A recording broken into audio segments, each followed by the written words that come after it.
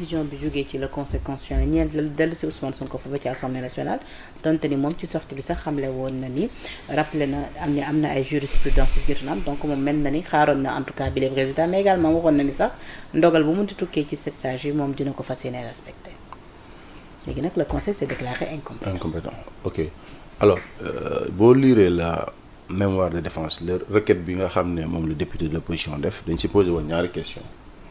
mooy dañu attaquer la décision du bureau de l'Assemblée nationale mais aussi dañu attaquer le fait que Ousmane Sonko mi ñu jàpp ne moom nekkatul député duggaat assemblée donc ñoom dañu jàpp ne le conseil constitutionnel est le juge électoral donc s'il y a quelqu'un bu ñu considéré tout député bu duggee assemblée conseil constitutionnel war na si mën a wax donc man ma bokkoon si ñu gëm ne ma bokk si ñu gëm ne ba léegi ne Ousmane Sonko dugg bi mu dugg assemblée nationale amu si droit parce que juriste yëpp wax nañ ci mooy la loi de 2022 bu biñ modifié en 2024 bu assemblée nationale amul fu mu permettre un député mu suspendre un mandat loolu moom c'est clair c'était l'article 18 19 ba l'article 123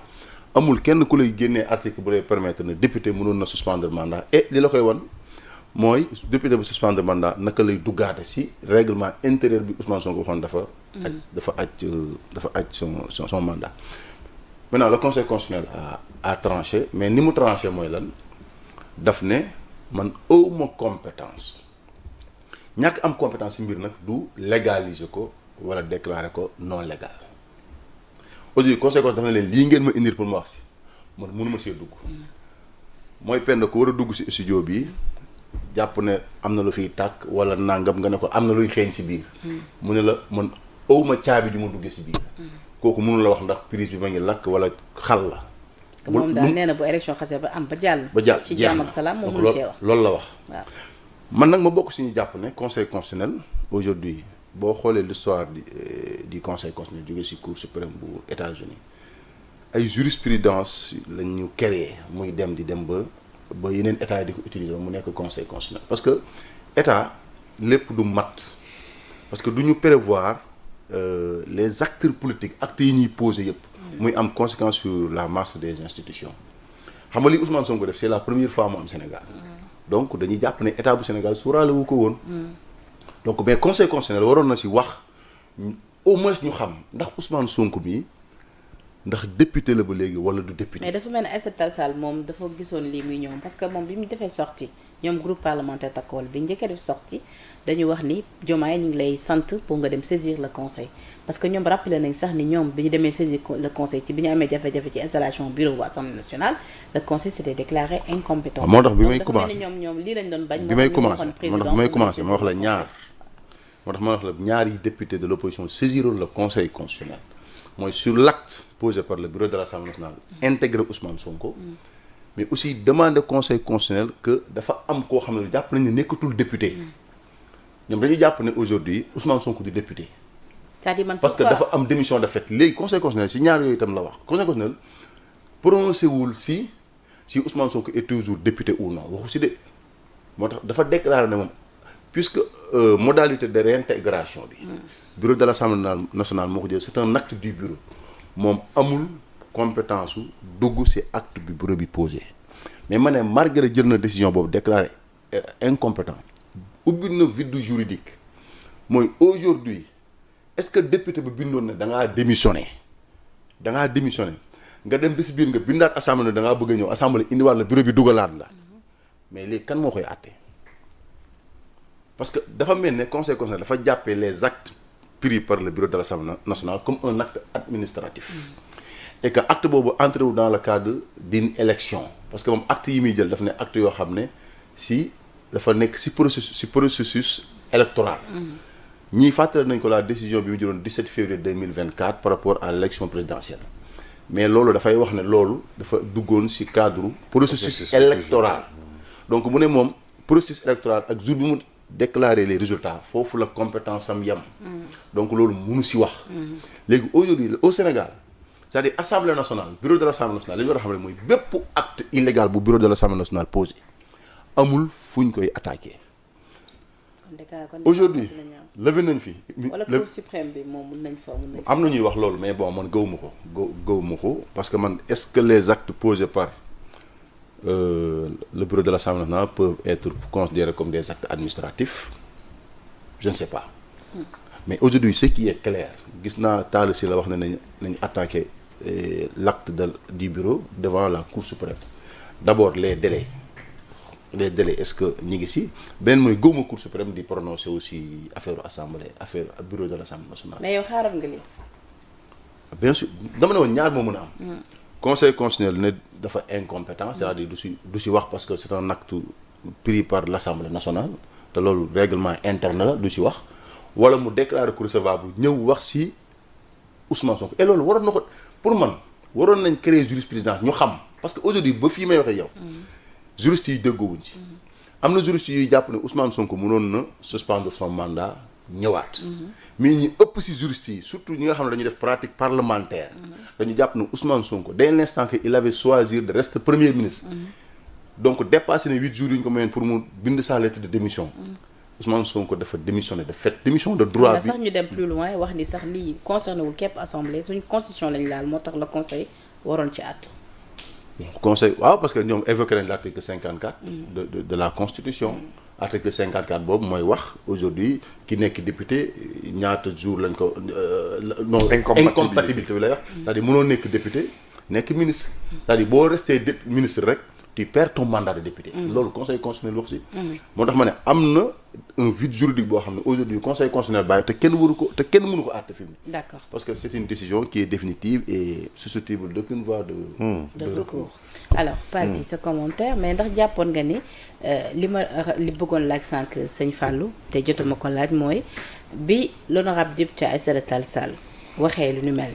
ba tax gis nga ko moom bokkul sax ci li nga xamante ni moom moo di ñi saisir le conseil constitutionnel parce que peut-être jàpp na ni c'était un combat perdu d'avance jàppoon nga ni dès l'instant ñu xam loolu l'honorable député Tafsir Thioye et consort peut-être mënoon nañu bañ a saisir le conseil constitutionnel. Oui, non, ce que Aïssata Tall a fait, c'est rappeler une jurisprudence constante du Conseil constitutionnel par rapport aux décisions du bureau de l'Assemblée nationale que le Conseil juge souverain. C'est-à-dire que pouvoir bu nekk da nga am souveraineté boo xamante ne dañ la ko jox. Et beneen pouvoir mënu ci immiscer wu. Conseil constitutionnel loolu lay rappeler loolu lay asseoir comme thèse. Maintenant ñi doon def requête bi ñoom. Justement soo leen xoolee ligne brandir comme argument juridique c'est l'article 54 qui fixe les incompatibilités et loolu noonu donc dafa génn ci Assemblée nationale dellu ci constitution bi bëggoon le juge constitutionnel ou le conseil constitutionnel prononcé wu par rapport ak loolu c'est-à-dire que en tenant compte de l'incompatibilité fixée par l'article 54 de la Constitution est-ce que Ousmane Sonko et des délais qui lui sont impartis est-ce que Ousmane Sonko est aujourd'hui député pour pouvoir reprendre son mandat même su fekkee ne suspendre na ko pour man loolu mooy ñoom foofu lañ bëggoon jaar conseil bi après conseil bañ ne du àddu ci loolu yëpp léegi nag est-ce que aujourd'hui le conseil daf leen ubbil la voie pour ñu dem vers la cour suprême je sais pas mais en tout cas l'honorable Abdoul Mbow nee na ñoom d'accord ils prennent acte de la décision mais dañuy continuer seen combat mais parce que ça ne leur coûte rien ñu saisiraat la cour suprême prononcé wu après ñu def ko c'est-à-dire su leen neexee combat ba fu la neex mais donc en tout cas insécurité bi muy posé mooy yow Penda tey c'est-à-dire que assemblée ak seen majorité ni mu bindoo su leen neexoon tey ñu dugal la fa amul kuy wax non les gens dañuy scandaliser wu oui elle n'était même pas sur la liste dugg na fi génn fi mais fi nga toog kenn du la fa génn parce que kenn mënu ci àddu et loolu noonu insécurité la danger la ci république boo xamante ne institution yi cour constitutionnelle waaw su fekkente ne cour constitutionnelle dinañ ko permettre mu gérer loolu effectivement nous devons aller vers une cour constitutionnelle mais même suñ demul parce que loolu c'est des appellations mën nañ renforcer les pouvoirs du conseil constitutionnel et le conseil constitutionnel a également vocation à presque inventer une loi mais fii ñoom ñoo rétracté wu taxaw pourquoi je ne sais pas mais on peut pas non plus occulter le tweet de Madiambal loolu kenn mënu ko dindi ci mbir mi la preuve li ñuy wax dañ ne Cheikh Ndiaye siégé wul signé wul mais lan moo tax mais Cheikh gëj na siège sax gëj na signé. ah décision yu conseil bi rendre avant bi yëpp gisuñu signature yu Cheikh. ah bon oui. ah oui peut-être ça je savais pas mais en tout cas seet loolu. oui loolu waaw loolu jar na seet jar na jàngat est-ce que pourquoi su fekkee dafa bëgg renoncer à son mandat na ko def ñu changer ko indi keneen. parce que j'aurais bien aimé ci entretien bi nag journaliste RFI yi laaj ko Ousmane Sonko. waaw mais loolu dama jàpp ni protocole bi la. mais protocole bi question yi am essentiel yëpp dañ ko. waaw mais Ousmane Sonko communique ci li ko neex yaa ngi naan déglu nga Doudou Wade nee na gëmul ni ñoom parce que Ousmane Sonko dafa commencé rek je vous remercie de votre invitation. mais Doudou Wade dafa jàpp ni Ousmane Sonko moo leen convié pour ñu def entretien parce que dafa am une communication à faire passer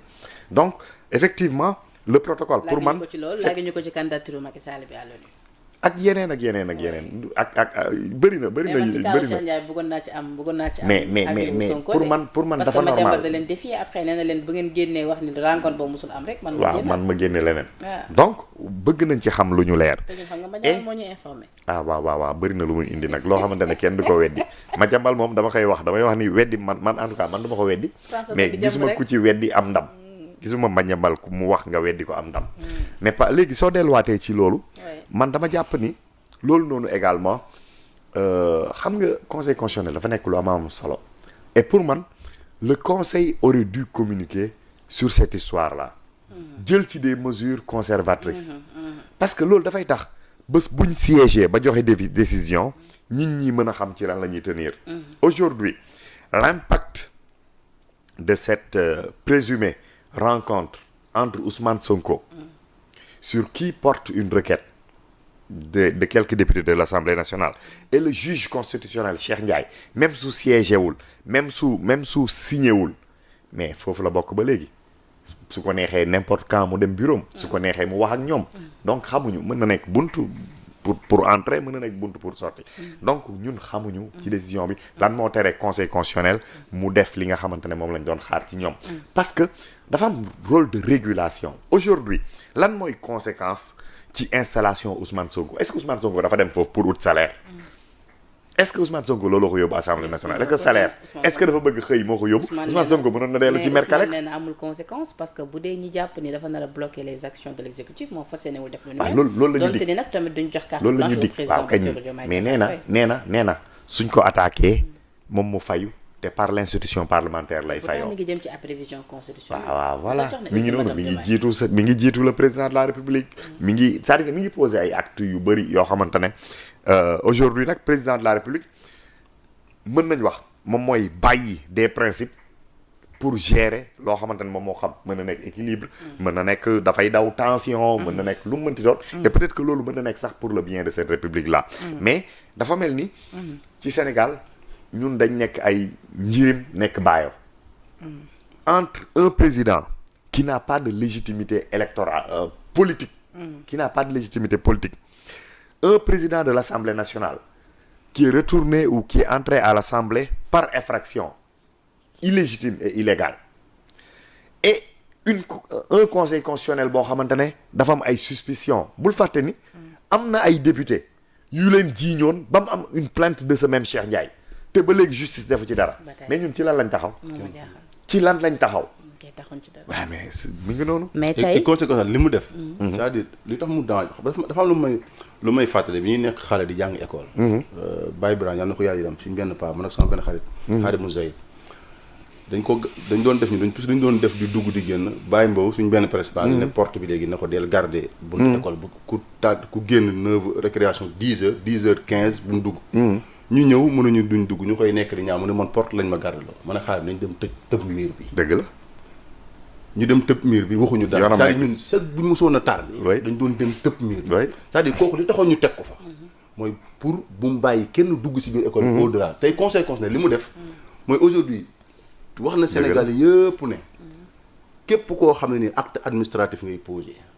te ñu jàpp ne recours man rek maa ko mën a régler boo ko posé bu ñëwee si man damay déclarer incompétent tey aujourd'hui Sénégal amul benn nit bu la mën a wax de façon sûre et certain teg ko sur le plan juridique ne Ousmane Sonko est toujours député ou non alors que le conseil constitutionnel pouvait prononcer wu loolu jeex ci loolu way comme ça dañuy am interprétation stricte de la constitution ñu xam lépp ñëpp léegi ne képp ku nekk ministre même bu la neexee nga demander suspension dem ñëwaat. parce que toujours ce débat la pose. et loolu mooy courage. mais loolu le nouveau règlement réglé na ko. sauf que loolu le nouveau règlement réglé na ko. mais le nouveau règlement il parle de député. waaw ba léegi et même loolu sax waaw article 124 boobu noonu sax concerné wu Ousmane Sonko. il parle d'un député. élu. nommé ministre oui pas l'inverse. mais pas un ministre. élu député. bu fekkee da nga parce que ñu gis naa su ñuy wax ne non Ousmane Sonko n'a pas été installé non man foofu d'accord ma si parce que le député jour bi ñu proclamer les résultats ngay am sa immunité parlementaire loolu la constitution bi wax donc jàpp naa ne jour boobu nga nekk député. donc du question installation mais question nga nekk ministre bàyyiwoo sa mandat ministre la sa titre de ministre nga bëgg a boole ñaar yi. ñu ne la juróom-ñetti fan yi. da ngay tànn bii wala nga tànn bii yow tànnoo si benn nga taxaw dama suspendre. kon loolu amul njariñ. kon jëruñ ñuy wax incompatibilité. mais Ousmane Sonko de yéexul ci liggéeyam maa ngi ñëw léegi nga expliquer ñu dans les détails. projet de révision. mais suñ loi yi ak règlement il faut ñu koy def logiciel soo ko defee logiciel rek mu régler problème bi. bu doon IA dem régler. soo ko defee logiciel rek mu régler ko. taf da ngay dugal rek mu def erreur. benn communiqué. signé aujourd'hui. La conférence des présidents de l'Assemblée nationale s'est réunie ce samedi 20 juin 2026 à 9h30. Le président de l'Assemblée nationale a informé de la réception hier vendredi 19 juin 2026 de l'avis du président de la République sur la proposition de loi portant révision de la Constitution. En conséquence, conformément aux dispositions des articles 103 de la Constitution et 69 de son règlement intérieur,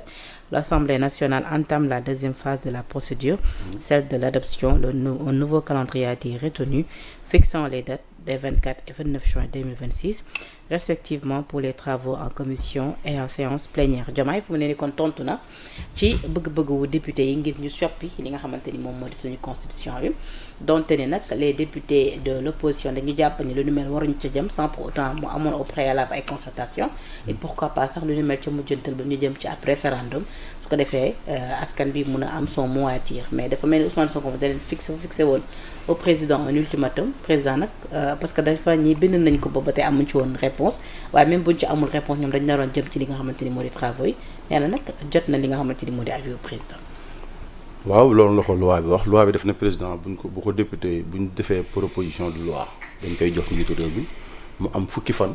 pour joxe son avis l'avis du président de la république nag mu joxe ko ak mu ñàkk ko joxe teewul député yi mën a continuer seen liggéey bu motee fukki fan beneen bi mooy avis bi muy joxe tam mën nañ ko jël en compte xëy na pour def seeni bu ñu waree def amendement wala waxtaan si mais avis bi muy jox tënkul aussi de lii loolu itam dafa baax a leeral mais par contre ce qui est dommage et ce qui est inélégant mooy l'acte posé par Pastef quand même c'est inélégant parce que dëgg gi mooy le président pour avant projet de loi bi waroon na yóbbu assemblée dañuy nangu ne lu ñu waxtaanee la sénégalais yi y compris waa Pastef waa opposition bi la société civile ñëpp tënku si ni lii lañ bëgg a def comme suñu constitution wala moom lañ bëgg a soppar ni suñu constitution donc bu président jëlee loolu publier ko mieux mu jël loolu jox ko conseil constitutionnel ne ko nañ ko bindaati nii nañ dindi lii pour mu conforme à la constitution ba président war ko adopter en conseil des ministres les députés de Pastef dem jël loolu parce que ñoom ñoo ne jël nañ considération avis du conseil constitutionnel mais avis boobu yow demandé woo ko c'est le président qui l'a demandé donc président togg ceeb yàq ba war a jox nit ñi ñu lekk nga ñëw jël bool bi teg ko ci digg ëtt bi ne ñëw leen lekk loolu du élégance